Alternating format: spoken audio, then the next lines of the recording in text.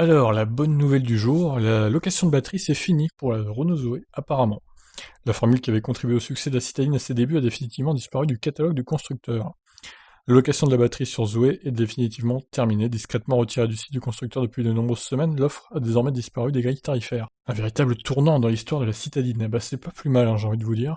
Controversée au sein de la communauté, la formule a largement contribué à démocratiser le modèle lors de son arrivée sur le marché en 2013. Simple, le principe consistait à vendre la voiture sans sa batterie. Une façon pour Renault de proposer sa Zoé à un tarif proche de celui d'un modèle thermique de taille équivalente. À l'époque, il s'agissait aussi de rassurer le client sur la durée de vie de la batterie, le contrat locatif incluant un changement de pack en cas de pépin. En matière de coût, l'acquisition d'une Zoé hors batterie permettait une économie de l'ordre de 8 000 € par rapport à un achat intégral. Au revers de la médaille, l'utilisateur devait s'affranchir d'une location à payer chaque mois. S'inspirant du principe de la téléphonie mobile, Renault proposait différents forfaits. Ces derniers dépendaient du kilométrage annuel parcouru et de la durée d'engagement. Petit ou gros rouleur, chacun y trouvait son compte. Le contrat était alors souscrit auprès de la DIAC, une filiale de Renault. Les mensualités n'étaient toutefois pas données et pouvaient dépasser les 100 € en formule illimitée. Jadis essentielle pour assurer les ventes de la citadine, la location de batterie s'est révélée de moins en moins pertinente au fil des années. Outre la démocratisation de l'électrique et la montée en performance du modèle, c'est surtout l'évolution du mode d'achat qui a précipité la fin de la formule.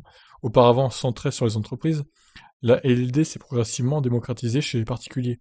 Aujourd'hui, 70% des Zoé en France sont vendus avec cette formule. Donc là, il nous rappelle, hein, les tarifs de la Zoé, nouvelle version, on va dire, pour 2021, avec une légère augmentation des prix, hein, par rapport à l'année dernière. La plus chère étant la Zoé Exception avec 38 800 € hors bonus, ce qui fait 35 800 € bonus déduit, quand même. Alors, au sein du catalogue Renault, la Zoé n'est pas le seul véhicule à abandonner la location de batterie. L'utilitaire électrique Kangoo Z2 retire également la formule pour se concentrer sur les offres en LD et en achat intégral.